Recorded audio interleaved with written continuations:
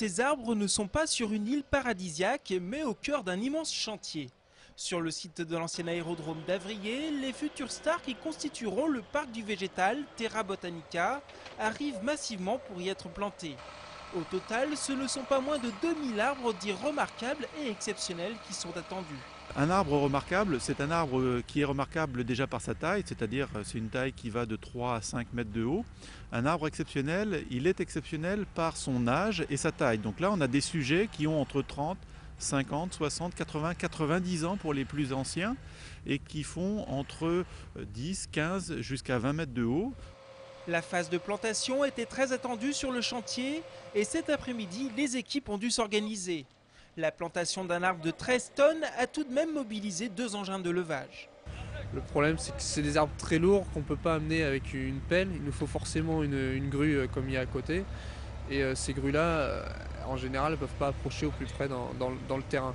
Donc la difficulté, c'est d'arriver à s'organiser pour planter les plus gros qui vont au milieu et de petit à petit revenir vers la grue en plantant les autres.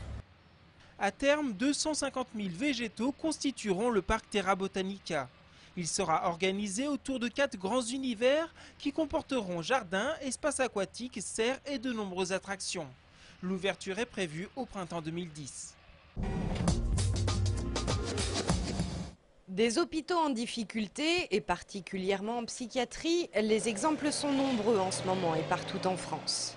En Anjou, c'est au Sésame, le centre de santé mentale de Saint-James-sur-Loire, que l'inquiétude monte.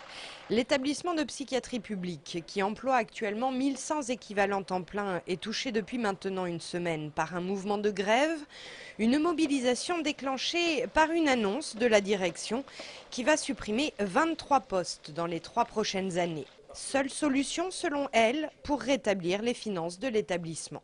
Pendant 3 ans, on avait des difficultés, on a gratté, si je peux dire, toutes les possibilités et là vraiment on arrive au seul moyen qu'il nous reste, c'est-à-dire de réduire l'effectif. Alors ce ne sera pas des licenciements, c'est des non-remplacements de postes. Pour alimenter encore un peu plus l'inquiétude des syndicats, cette réduction des effectifs devrait s'accompagner d'une réorganisation des services de l'établissement.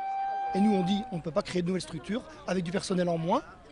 Et il faut quand même savoir que depuis 15 ans, c'est 130 postes qui ont disparu sur le Sésame et 60% d'augmentation du nombre de patients suivis. Il y a du fric pour les banquiers, il n'y en a pas pour la santé. La logique financière de l'hôpital entreprise, en contradiction avec la prise en compte du soin des patients, voilà ce que les grévistes voulaient dénoncer une nouvelle fois cet après-midi lorsqu'ils ont défilé à Angers jusqu'à la préfecture. Pour l'instant, au Sésame, la grève est reconduite. Définitivement, ça ne passe pas.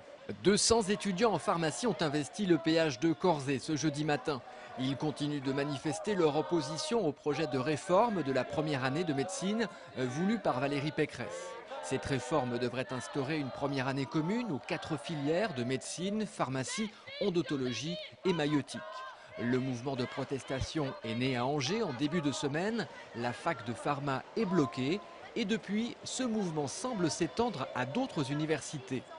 Par exemple à Reims, il y a une mobilisation aujourd'hui. À Dijon, les étudiants également. Après, sous quelle forme c'est à déterminer. La réunion d'information a eu lieu. À Tours, le doyen semble dire qu'il ne peut plus retenir les étudiants qui, eux aussi, sont mobilisés par cette réforme. Le projet de réforme sera présenté mardi prochain. Les étudiants prévoient d'ores et déjà une manifestation nationale à Paris. C'est un vrai match de Coupe de France compliqué et un tirage vraiment pas si évident que ça. 3 semaines après son succès 7-2 face à Arnage-Pontlieu, le SCO retrouve la Coupe de France demain soir. En jeu, une place pour les 32e de finale de la compétition. Cette fois-ci, l'adversaire s'annonce un peu plus coriace. Il s'agit de Romorantin, formation qui évolue cette année en CFA, ce qui signifie que seulement 2 divisions séparent les 2 équipes. Comme à leur habitude, les Angevins restent prudents, d'autant que la saison dernière, l'équipe entraînée par Jean Acedo jouait encore dans le championnat de national. Sur une rencontre où nous viendrions à être un petit peu moins bien et eux être dans un état euphorique, il y aurait vraiment très peu d'écart entre les deux équipes. Non, ce qu'il faut, c'est prendre le match par le bon bout, respecter cet adversaire comme on a été capable de respecter un adversaire de moindre valeur comme Arnage, pour faire un match sérieux, plein de rigueur, plein de détermination. Ça, c'est recyclable, c'est du plastique. Laine de verre, ça ne l'est pas, donc du coup ça part en taux d'enfouissement.